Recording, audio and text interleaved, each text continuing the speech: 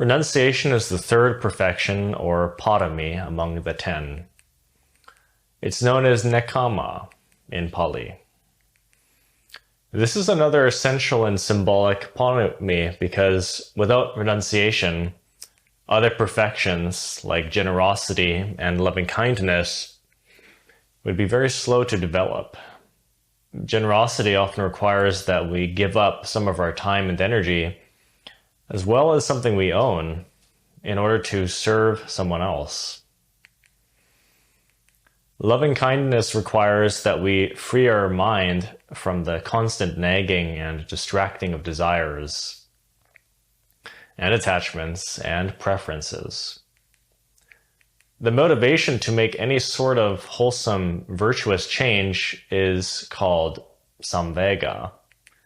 This literally translates to trembling or anxiety. This anxiety is the sense of urgency one feels upon reflecting and coming to the realization that the common life of sensual and material pleasure is frivolous, impermanent, unfulfilling, and unhelpful to the greater good of humanity. So for this reason, samvega can also mean disenchantment. The Buddha called the common household life the dusty, narrow life, as he understood it to be time-consuming and restricting.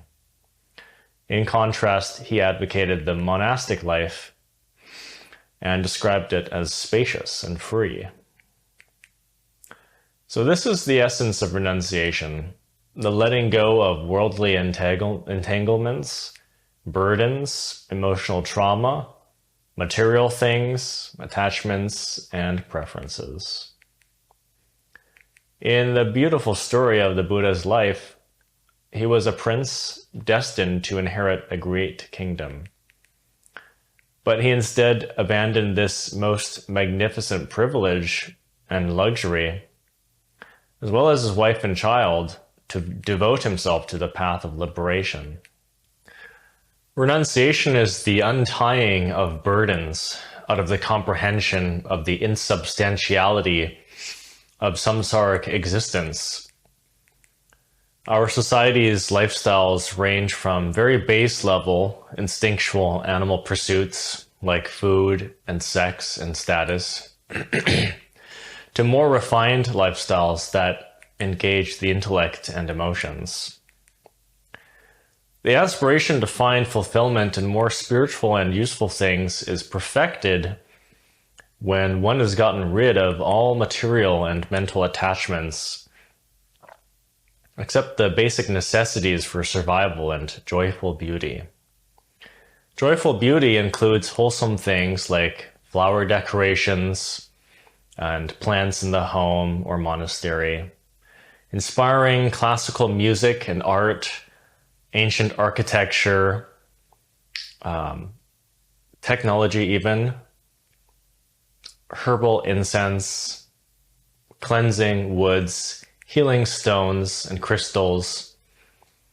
And when I say technology, of course, with the upright use of that technology, with the use of the incorporation of basic values. Despite Christianity's monastic traditions, the prevalence of renunciation, particularly among lay people, is far less pronounced than in Eastern cultures.